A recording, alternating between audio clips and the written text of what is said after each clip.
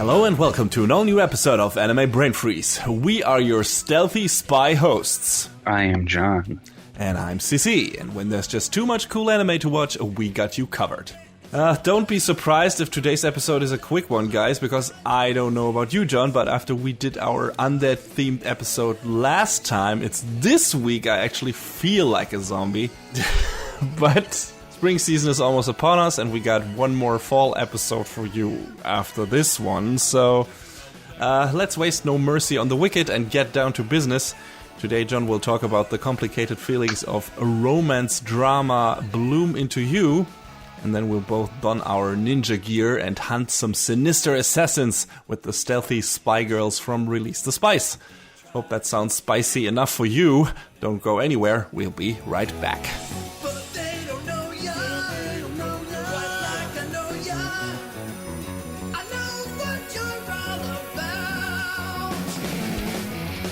So I'm back to jump down the high school romance hole because somehow, even though I said I wanted to keep away from it, I keep getting pulled back in. But there was something about Bloom Into You that sort of drew me in. So I've heard it seems to be a little more substantial, maybe?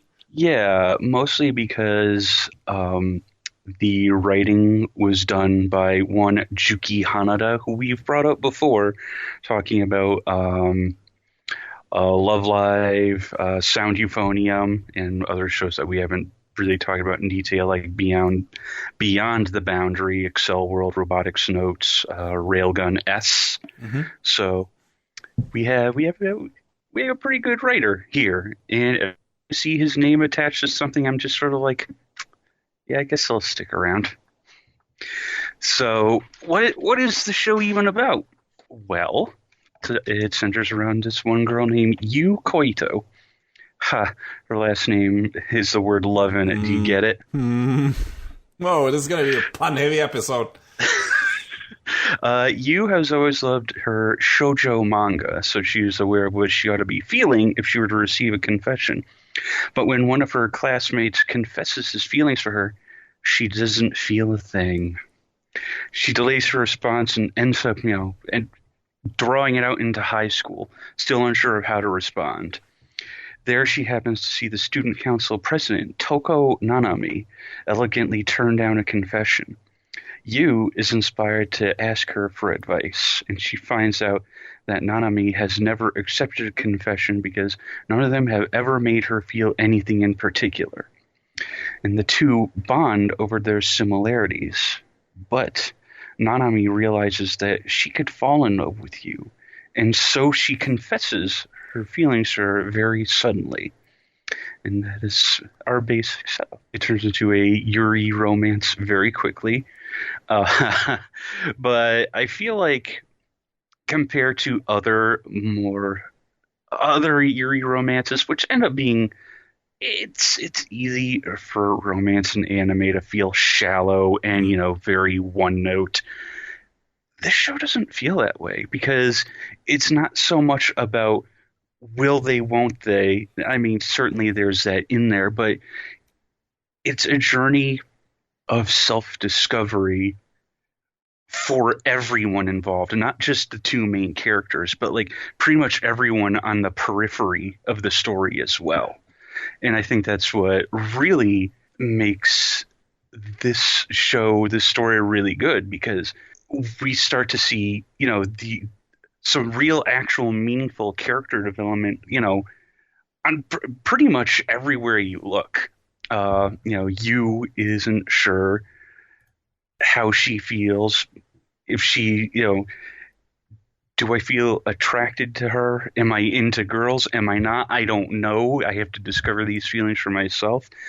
Toko is very, very straightforward, but she's also kind of putting on this face for others to see, but she's sort of hiding a lot of bad past experiences behind it, particularly in regard to her sister, who we find out had passed before her.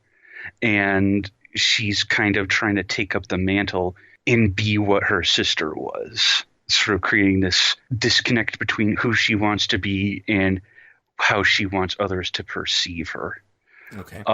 We've got Toko's best friend Sayaka, who she also has feelings for Toko, but she kind of keeps it to herself because she doesn't want to jeopardize the relationship they have, and decides that, she just kind of wants to support her best friend as much as she can. And, that's a feeling that I definitely understand and have been through myself. I don't know about any of our listeners or people out there, but it's one of those things like, yeah, I get where you're coming from. Because it's one of those things where you say something and then what happens to your friendship? Yeah, true. I mean, once those feelings are out in the open, they're out in the open and you can't really take that back anymore.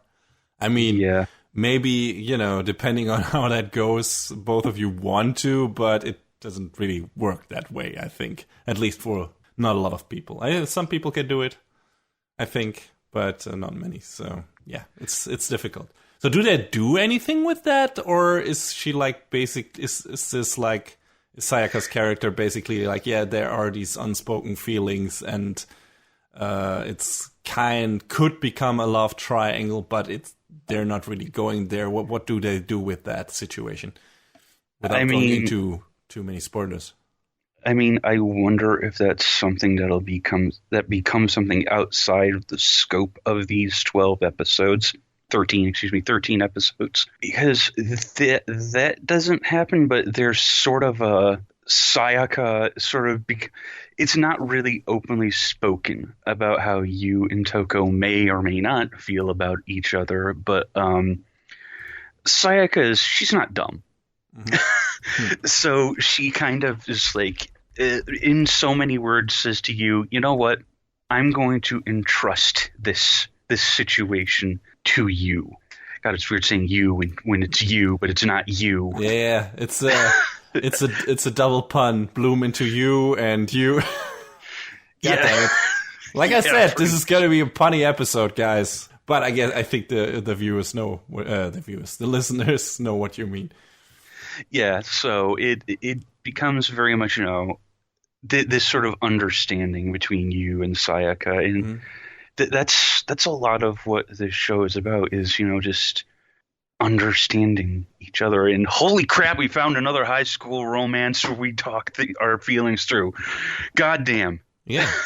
It's a good time, I guess, to finally get some, I don't know, romance stuff that is not only will they, won't they, but actually tries to discuss love, romance, feelings, growing up, coming to terms with your own identity and everything in a meaningful way. Yeah, because, you got to have some degree of maturity in the story. Otherwise, no one's going to take it seriously, gamers.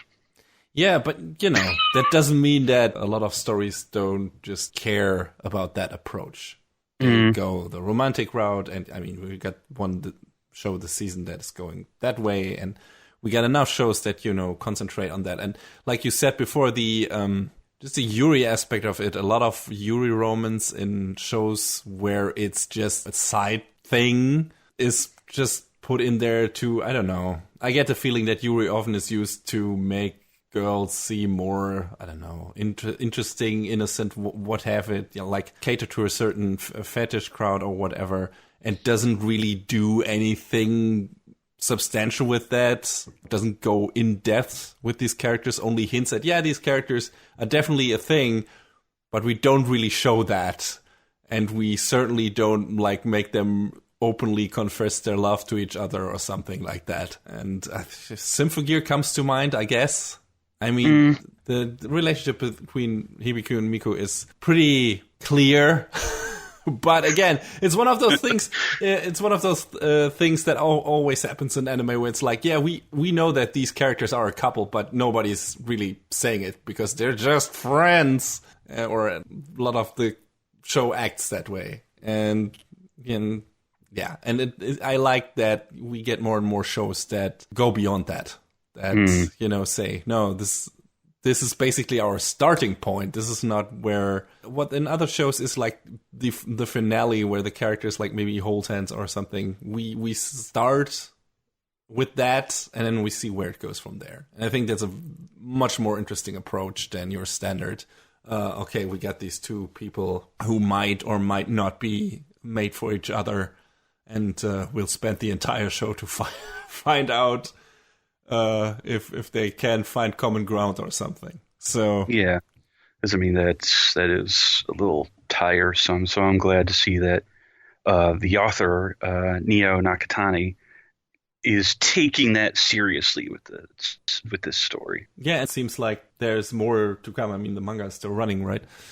Yeah, it's been running since April 2015, and I believe the next English volume is coming out, like, as of this recording, like, next week. So, cool. But yeah, one of the big plot points in this is about one of Yu's friends, Koyomi. She's an aspiring writer. Raise his hand. And Toko says at one point, hey, we have to drum up some sort of school spirit. Why don't we put on a play? Okay. Well, do any of us do any writing? No. Hey, you have a writer friend, right? Yeah, well, I mean, and there's a little bit of waffling over it just because, she's not sure how to broach the subject with Koyomi, but it gives her this vehicle to more openly talk about it with her, and it gives Koyomi a chance to sort of spread her wings into a type of writing that she's not really used to doing. So again, like I said, another peripheral character that gets some development, and that's really interesting. And there's parts of the story where they show them, reading over drafts of the play, workshopping it, trying to figure out how to write each character. And it comes to a point where it's like, well, hey, can you tell me more about Toko? And she's like, well, but again, she's not really sure how to say, yeah, I know all of these things, but these are things that Toko should, want to out and say for herself, because they're very personal, private things that Toko has only shared with you. So you kind of talks her way around it. But then when Koyomi starts like redrafting the play and they present it to Toko has in her monologue about like, how are you so on the nose with this? And she sort of figures it out, but not really, but sort of, but not really.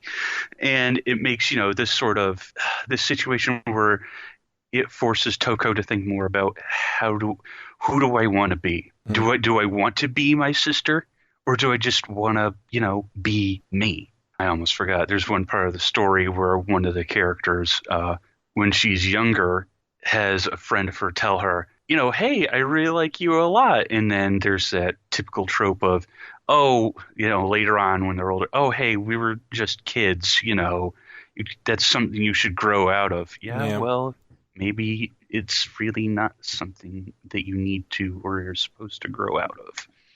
And there's a definite message about that there as well. Sounds like there's a lot that you can chew on during the course of the show. Oh yeah, the core themes give you quite a bit to think about, I feel like. And I thought that was really something great about it, because we get all these other shows that just sort of touch on these things, but this very blatantly, it puts it in your face and says, hey, maybe this is worth talking or thinking about. And it absolutely is. It absolutely definitely is, because it deals with, self-identity, sexuality, friendship, relationships. It's a very mature story for what it is. Does this feel like it's the starting point of a story? Does it feel like, at least for one of the characters, like a complete arc in some way, the way it wraps up by its... Wait, how many episodes did it have? 13? 13, yeah. Yeah. Does it feel like, okay, this is a consistent arc, or is it noticeable that the manga is still running? Like, how How does the story feel in terms of structure? Well, I mean, we sort of get to the end of the 13 episodes and the show just sort of stops. Okay. Which kind of left me feeling a bit, mostly because the thing that they were building up towards the performance of the play isn't covered.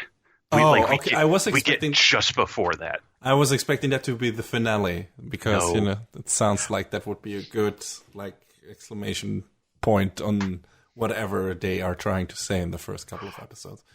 But the volume of the manga releasing next week is right where it picks up. Oh. So what a nice coincidence. I might have to buy and continue reading it because I actually want to know how it goes over and what happens and what comes of it. That's very good timing. So good timing into comparison to when we're talking about it, not in comparison to when it aired. Oops. Yeah, that's true. I mean, but for our listeners, maybe. So, quickly, if they haven't checked out the show yet, they can quickly check out the show, then grab the manga to continue the story, unless they want to wait for it in animated form, which I can understand because that's what I do too. That's true, but sometimes you just kind of want to know what happens next. Like me in Golden Kamuy, but the English manga is so far behind that if I wanted to catch up, I'd have to either brush up my Japanese or look for scanlations. But don't do that. That's piracy. Unless it's not released in English at all. Then, well, our rules are out the window. Whatever. All bets are off. But yeah, don't get me started on manga I would like to read because I am a big fan of the anime and the story is continuing and, just saying Hunter x Hunter. Thanks, Togashi. Yeah. God damn it.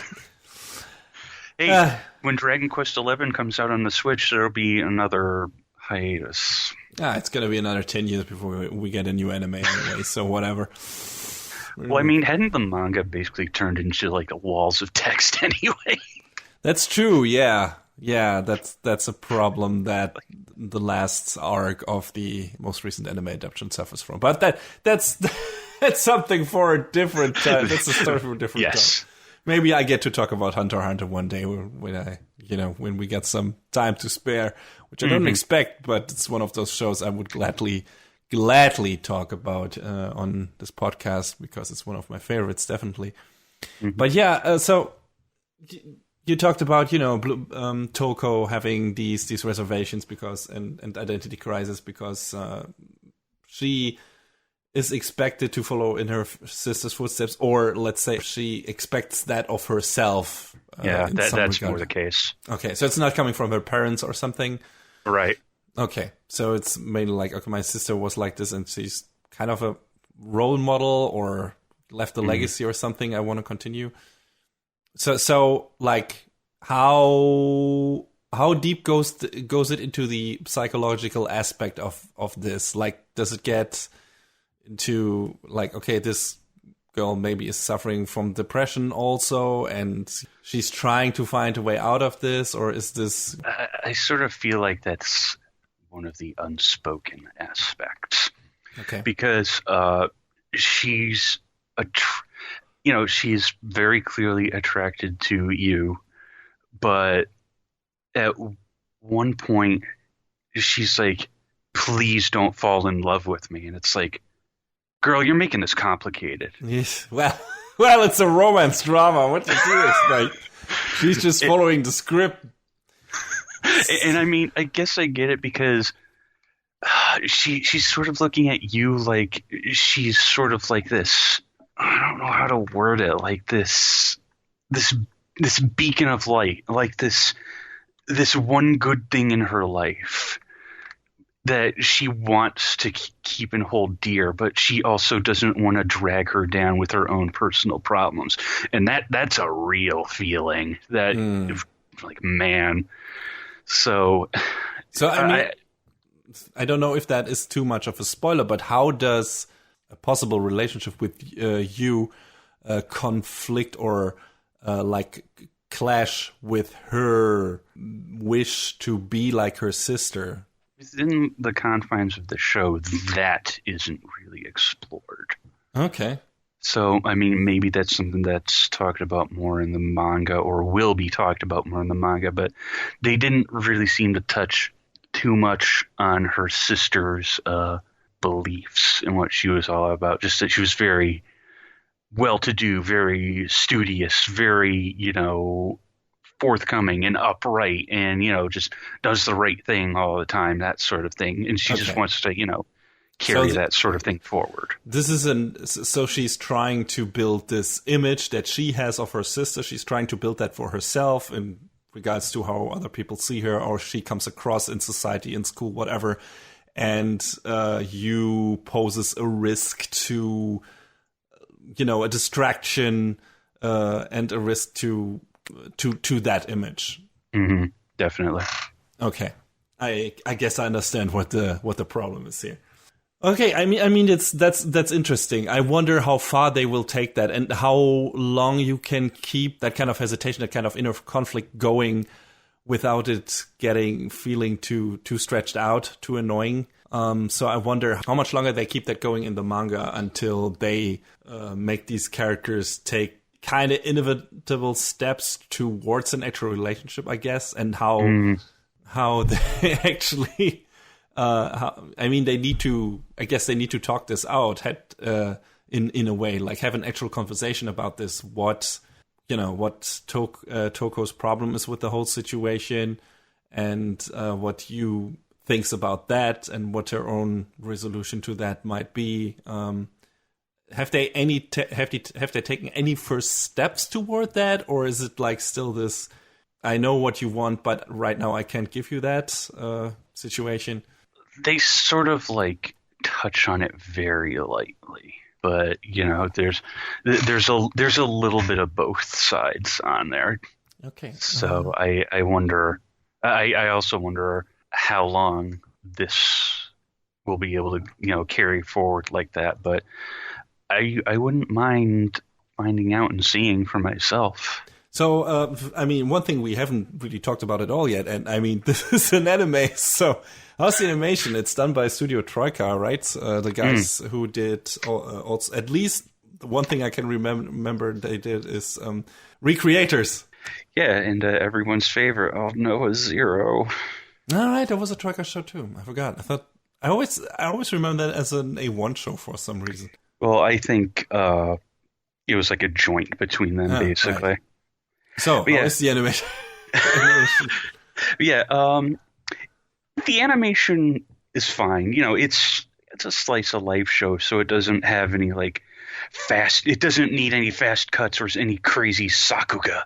But it looks really good for what it is. It has a very nice sort of light pastel color palette that sort of definitely fits its themes very nicely. So I think it looks serviceable for what it is. It's very pretty, and it doesn't need to be more than what it is. I didn't have any complaints about how it looked or how they executed on the animation. So I think they did a good job. But they're not I don't know, judging from what you already told me about this story, that wouldn't really fit the show. But, what you sometimes get in these romance shows, like we had that with Iroduku, for example, or Irozuku, I don't remember what it was, how it was spelled, where, most of the show is spent on the characters looking beautiful and long pants across their faces. Violet Evergarden also did that way too much. To be taken seriously anymore in that regard. So I don't know, how does Bloom Into You fare when it comes to that? Does the show revel in the beauty of its characters because it's a romance anime and look at these beautiful girls, la la la la la la, or is it no, this is just a beautiful show with effective backdrops and that establish a certain atmosphere and mood, but then once you have that basic established atmosphere, then you get the meat of the character's emotions and the story. Yeah, all of the backdrops all look, pretty nice and clean. The character designs, I feel they're made to be more ordinary. I feel just because, like you were saying with something like Irazuku or Violet Evergarden, yeah, those shows are beautiful, but sometimes the character designs were like, geez, guys, come on, hold on. Whereas this, I feel like what they were trying to do is they were trying to portray them as just normal girls. Normal girls going through, just this period in their life. I mean, just looking at the character designs, I get a bit of a 90s feel from it. I don't know why. Yeah, I could see that, actually. It's a bit old school, but, very, very polished. So, yeah, interesting. But solid baseline, you would say, in terms of quality. Definitely. Okay. But, yeah, I mean, I think this was an interesting watch, and since it's basically caught up to the manga, minus one volume now, because apparently the Japanese version of the manga is on the same volume. Shockingly enough, we're actually caught up. I think if you're interested in it, it's probably worth watching and then checking out, the next volume when it comes out, which is, as I said, soon. But yeah, I got more out of this than I was expecting, and I think it's definitely worth checking out for some of the themes that it explores, that it explores well compared to other stories. And if you're interested, you can watch it on High Dive. Have yourself a good time with it.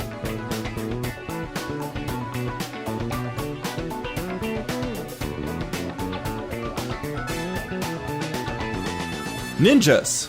You know him, you love him. They come in all shapes and sizes. We got classic stern warriors like Ryu Hayabusa from Ninja Gaiden, jovial sympathetic badasses like Jubei Kiwagami from Ninja Scroll, and millennial fuckboys like Naruto and Sasuke. But today we're talking about another type that has gained more and more prominence in recent years, the Moe Ninja. Sometimes klutzy, often deadly, and always cute. Today, we talk about Release the Spyce, and to give you an idea about how tired I am, I only just now realized the pun in the title of the show, Kill Me. Really? Yes! I looked at the fucking title, I was like, wait a minute. Oh, it's Release the Spyce. Oh, no. Damn. So, yeah, don't take anything I say seriously, because apparently I'm a stupid person. Yeah, it happens. Don't worry about it. Sometimes you don't see the forest because of all the trees, I guess. That's how the saying goes in America. I don't know. Release the Spyce is about a ninja spy group called Tsukikage, who consists of a bunch of high school girls, naturally, who fight the evil organization of Morio, who has a hand in most of the scummy stuff happening in the city of Sorasaki. And we get introduced to this crazy spy world through the eyes of our main protagonist, Momo Minamoto, who is a capable young woman that wants nothing more than to follow in her late father's footsteps. He was a police officer, and protected her hometown from crime, and she wants to do the same. And luckily, she's basically Daredevil with the added bonus of not being blind. She has like these heightened senses. For example, very powerful eyesight, very sensitive sense of smell, and she can analyze a person's physical condition by licking them. Yeah. Yeah, that part was a little, So heightened sense of taste at all. I mean, it all fits with that kind of gimmick, but, you can imagine how that particular last feature is used in the show. Anyway, all those features and her unbreakable spirit and guts raise the awareness of Tsukikage and their leader, Yuki Hanzomon. But even if the decision to join Tsukikage is an easy one for Momo, she has no idea of all the trials and hardships that await her in this line of work. Because a young ninja student has a lot to learn and endure before she can become a master. So yeah, this is an original series. It's 12 episodes long. Got a 2-volume manga adaptation and a 1-volume serial novel adaptation. I don't know if those cover the story from the anime piece by piece, faithfully, or if it's like spin-off stories. But, those things exist. The show is produced by Les Douze, who are a kind of young studio. They were founded in 2013 and haven't done that much yet, mostly in between animation on shows like Hinamatsuri and the newest Sword Art Online. But they have produced some Fate Grand Order stuff, Classroom Crisis, and the Magi spin-off, Adventures of Sinbad. Which I liked but never finished. I need to get on that. I mean, I feel like I sort of got in on the ground floor of Les Douze because one of the very first things they did was this promotional animation for Sega that, like, it was some browser or mobile game thing that was whatever. But then the next thing they did after that was Classroom Crisis, and that show is great, and why haven't any of you watched it? And also Maggie and Adventure of Sinbad was really, really, really good. Yeah. And I liked what I saw in the first, 6 episodes or something I watched. I don't know why I didn't stick with that show. I really like Maggie, and I like Sinbad as a character, so kind of something happened. I fell off it. Doesn't mean I won't go back to it at one point, maybe if Maggie gets a new season or something.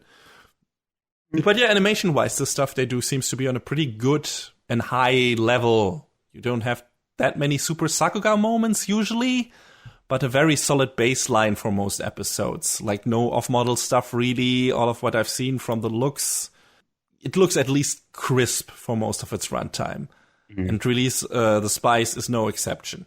Like this is a good-looking show, very competently animated action scenes, some really good-looking ones in terms of choreography and everything. But it's nothing, you won't say anything like, I don't know, from My Hero Academia level or Mob Psycho. This seems unfair, those are all Bones shows, but but there are some others who go more, some of the more wild stuff in certain MAPPA shows like Dororo or something. I don't think Release the Spyce has something as breathtaking is maybe the wrong word, but visually spicy. Kill me. Visually engaging to offer. I mean, it's like I said, it's a good-looking show with a very, very high ground level, but not like huge spikes in in animation quality. So yeah, good, albeit hyper cute moe-style designs, which some might find off-putting if you consider the subject matter of the show. But I think it fits the tone of the series pretty well, because there can be some darker moments in this, but it's mostly got this fun James Bondy spy adventure feel to it. Even more so than Princess Principal, which is very comparable to the show in some regards. But that was also going for a much more grim tone with the backstories of its characters and everything. Not much of that in Spyce, really, and if there is, it doesn't stay around for too long. Like, the show is mostly like, hey, we gotta fight some bad guys, action stuff, lots of gimmicks, like the girls enhance their powers by biting on these bits of spice on herbs and stuff like that. I think one of them bites down on cinnamon or something, and, that gives them more power, more agility and stuff like that. And, lots of gadgets, all the gizmos are very colorful and designed like to pop, high contrast coloring in this show. Some girls have cute little anime companions. It's all pretty enjoyable to look at. It's like a pop art ninja James Bond show, in my opinion. Would you agree that that is kind of the style they were going for? Yeah, I don't think you're off the mark with that. All right. So yeah, it's directed by Akira Sato, who before this has mostly done storyboard stuff and animation and episode director gigs. Mm-hmm. For example, on Deadman Wonderland, Michiko and Hachin, The World God Only Knows, Kokoko, which we have reviewed. I think what's noticeable about his role here, besides the show being his first full director gig, is he also did a lot of the other stuff on this show as well, like storyboards for several episodes. He directed several episodes and was the animation director on the final 12th one. He also worked on the opening and ending. And man, talking about something that pops. Not only is that OP song a fucking banger for the ages, but it also looks really cool. It does.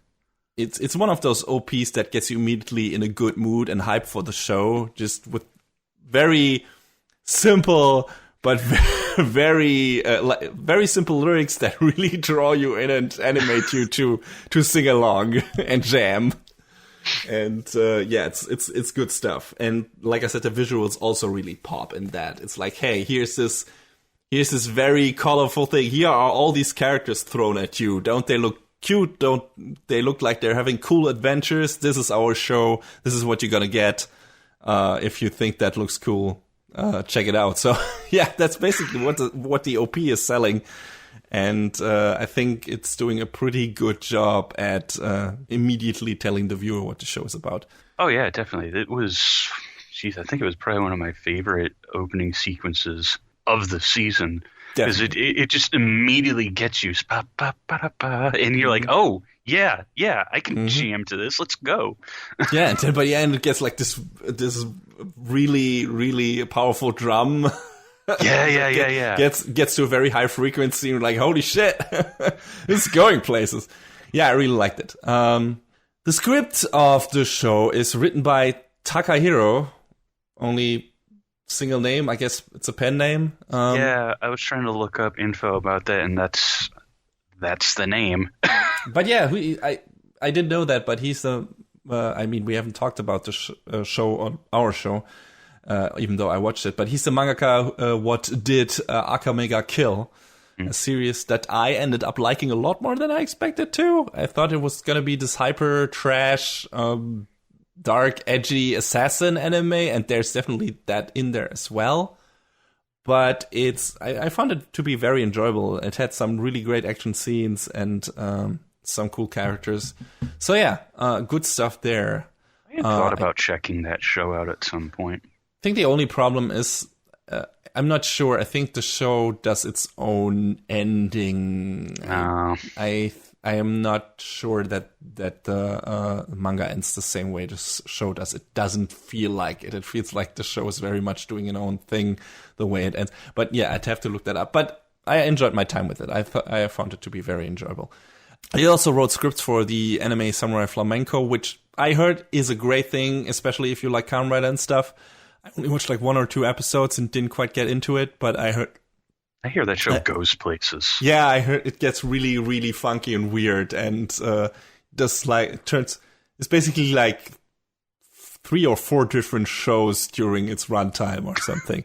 Jeez. So, yeah, that sounds really interesting. Maybe, and it's not a very long show. I think the only misgivings about it were the production side of things. I think it was done by Manglobe and something. It didn't look really good, really janky. Oh, yeah, Takahiro also did the writing on a lot of the Yuna Yuki is a Hero series. And speaking of shows that go places, that is not your typical magical girl show.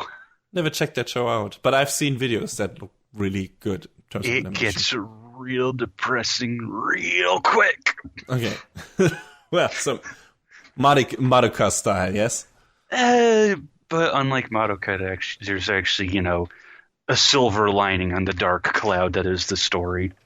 There's a silver lining in Madoka at the very end, and then the 3rd movie ruins it all. Yeah. Well, yeah, but all right.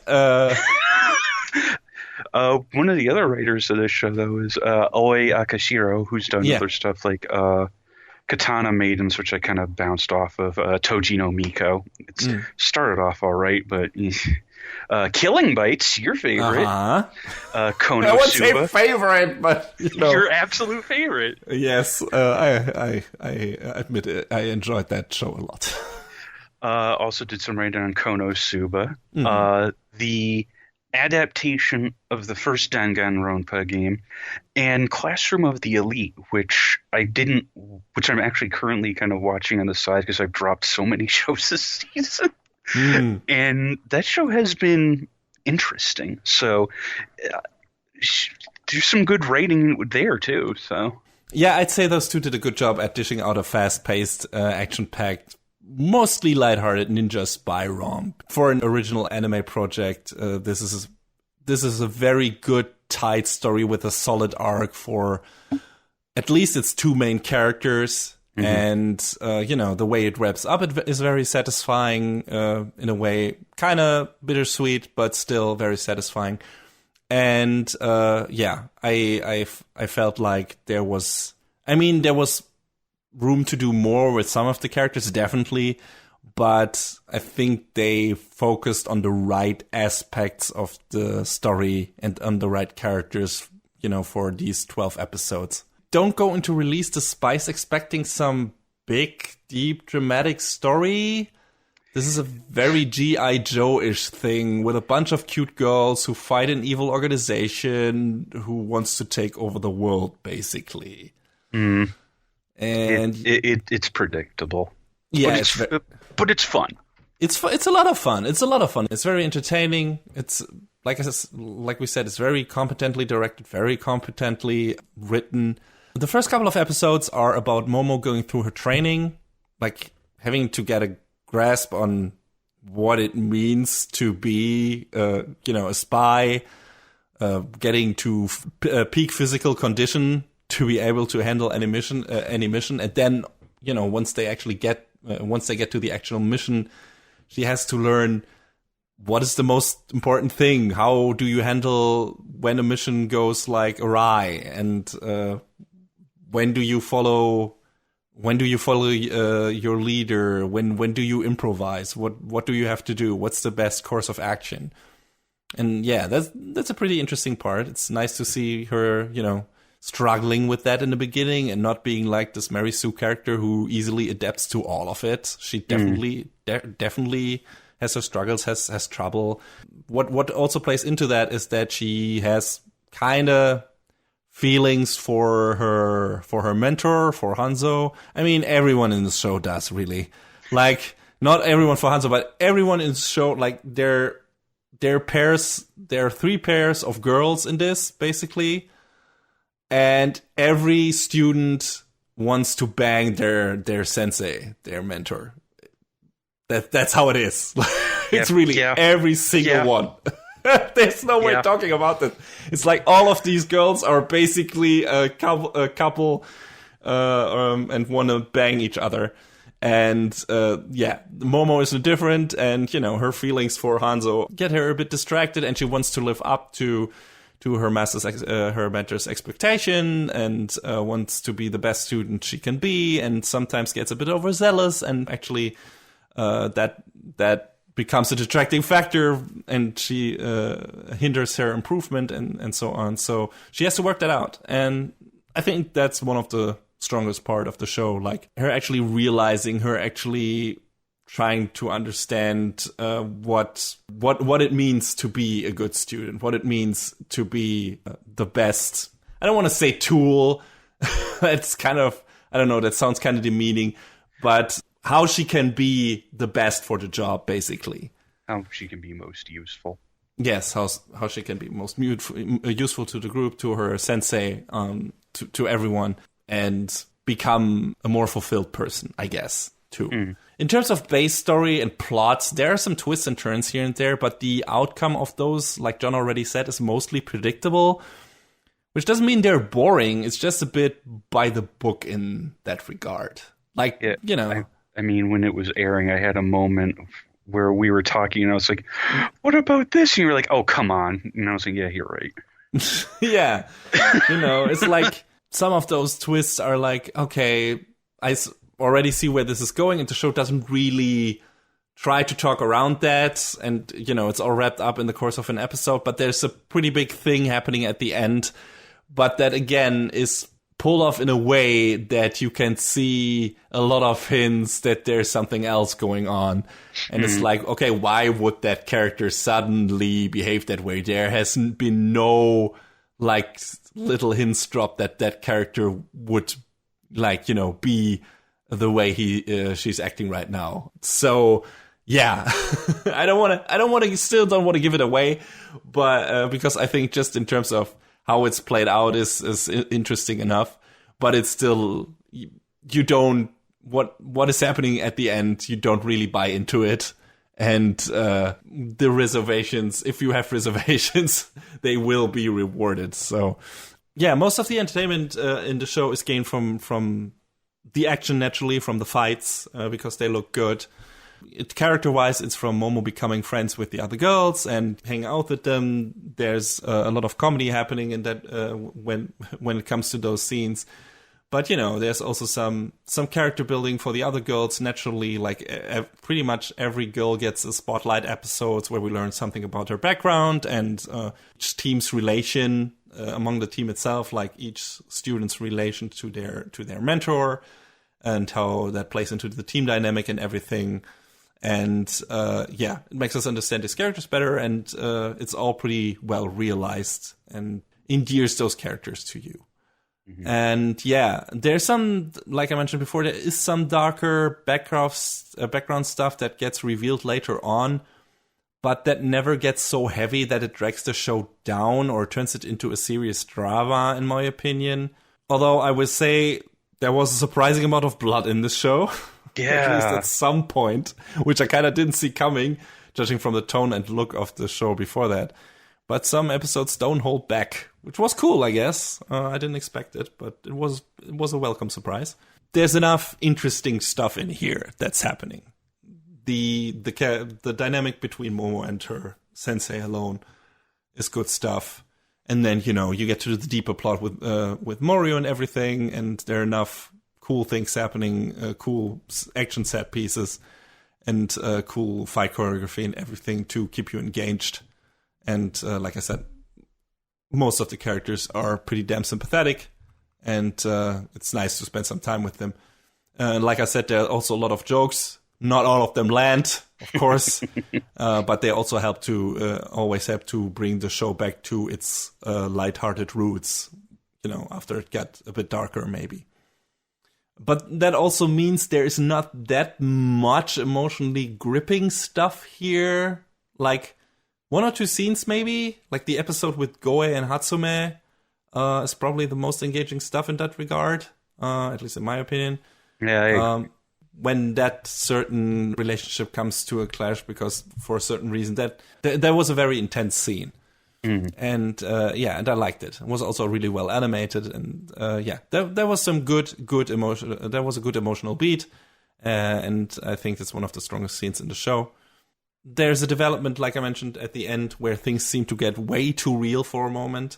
For Momo and Hanzo, that's also pretty good. Just from the way that it's played and in regards to the relationship of those two characters.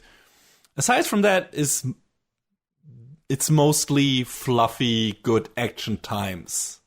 And maybe for some of you, it might be a bit too flat, depending on what you expect from this show.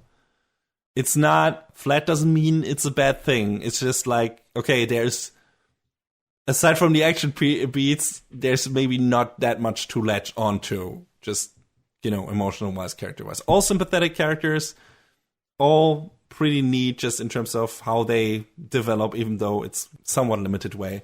But it's nothing super emotionally deep or, I don't know, something that gets you really riled up in one way or another.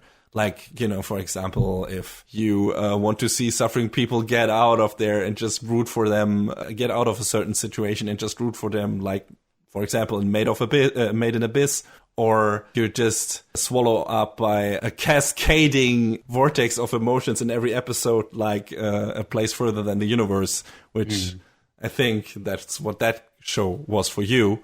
Oh, yeah. So, Release the Spyce doesn't really have that. It's just a fun action show, and that's what you get. And, before going in, you should be aware of that.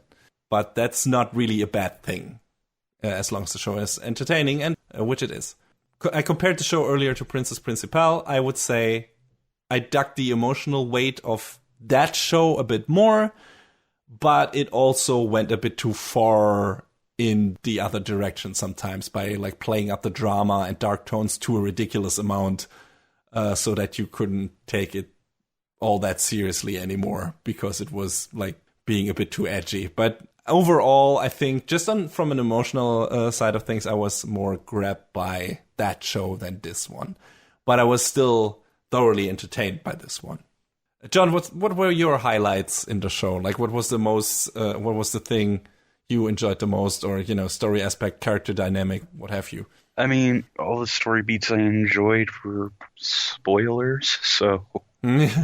But the dynamic between Yuki and Momo in particular was pretty strong. And, the fact that we got to see Momo actually grow and become, the ninja girl she wanted to be, more than just, oh, I can pick this up and do this immediately. Like, it gave weight to her character development and made her more interesting, I feel like. Yeah, she has to work for it, and she has to suffer, and she has to sacrifice. Mm-hmm. So, yeah, there's some weight to that, definitely. And the fact that, she wants to, was it her mother or her father? Like, one of them was her father was a cop, and she wanted to follow in those footsteps.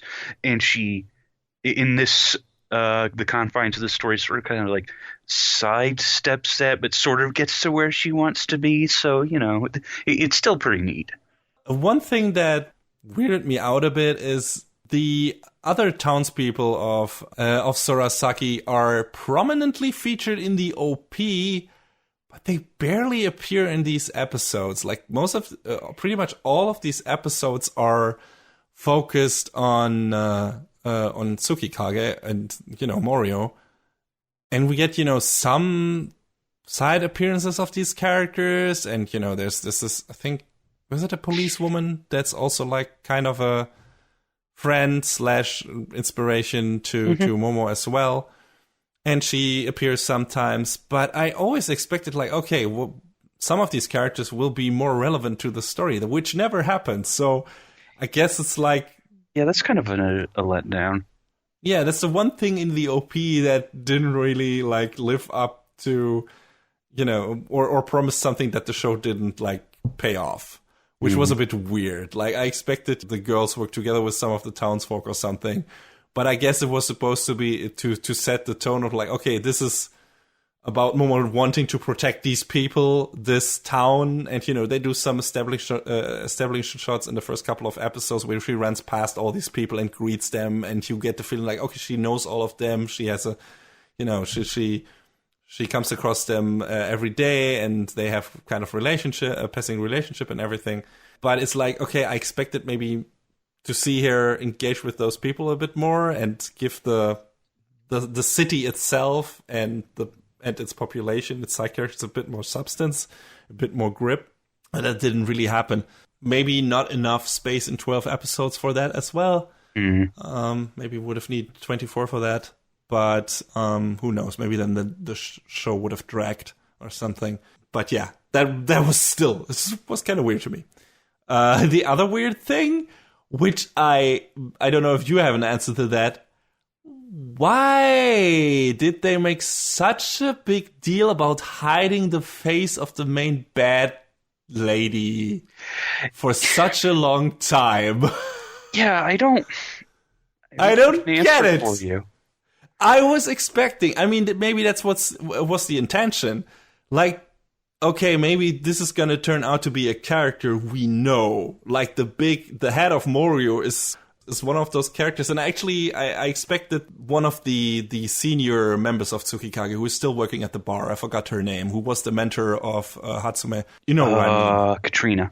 Yeah, Katrina. I expected her to be the bad guy because of this. I was like, okay, they're making such a big deal, and out of not showing that bad lady's face, they make such a big deal out of that. So it's got to be a person we know. And the only person who could be that would be Katrina, because she's old enough to be that and has been around long enough to play a long game. And then suddenly, nope, at the end of one episode, we suddenly see her face. And it's a lady we have never met before. It's like, what? Yeah, Why did you spend like 5 or 6 episodes not showing her face? It doesn't matter. We have never met her.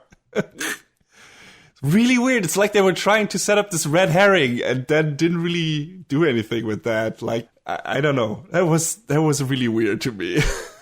I don't understand it either, man. I remember getting to that point and thinking the same, like, wait, huh? Yeah. What? Okay. Why? Huh? All right. I guess she's the bad guy. But that's it. Or excuse me, we're an anime podcast. Nani? But yeah, this was one of the weird aspects of the show. Also a thing that, maybe where the show falls a bit short is its bad guys. I mean, they're enjoyable, most of them anyway, but they're like really one note. Like really one note characters. Like I said, it's kind of G.I. Joe-ish, at least when it comes to the villains. It's not like they're all like sinister, I'm going to take over the world, I'm the most evil person there is. That's not it, but they don't really do much with those, except for maybe one of them. But yeah, that's what it is. And regardless of some of its flaws, I think it's a great show to watch on a weekly basis or binge it either way, which, by the way, you can do on High Dive and Verve, apparently, at least in the US.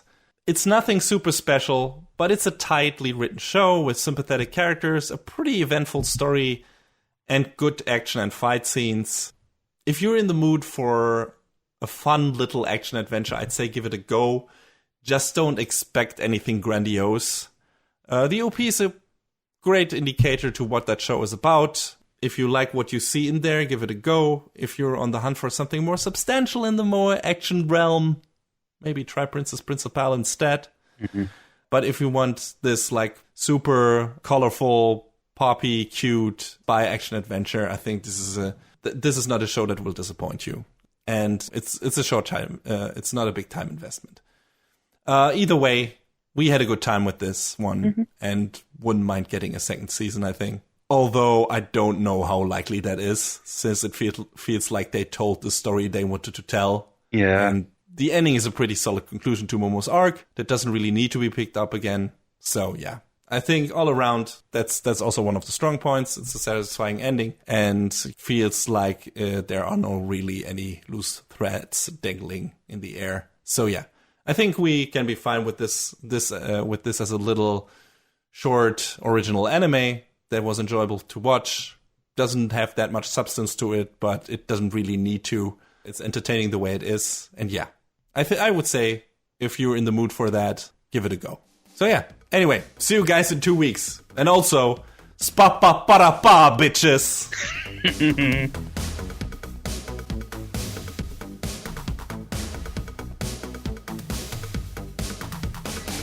And that is a wrap on the 17th episode of Anime Brain Freeze. All the music in our show is from the Double Dragon Neon soundtrack by the amazing Jake Kaufman. Please go to vrt.bandcamp.com and check out his awesome work. Our show is available on most of the popular podcast services, but it's always worth visiting animebrainfreeze.com for our review index and some interesting articles linked in our episode release posts. Follow us on Twitter at AnyBrainFreeze. We tweet regular updates and fun anime-related stuff there. Leave us comments and questions on Facebook and our YouTube channel, or send an email to animebrainfreeze@gmail.com. We would love to read your feedback. Thanks for tuning in. We hope you had a good time, and please join us again on our next show. Macht's gut. So long, everybody. Next time on Anime Brain Freeze. A superhuman samurai cyber squad with a special signature to save our souls.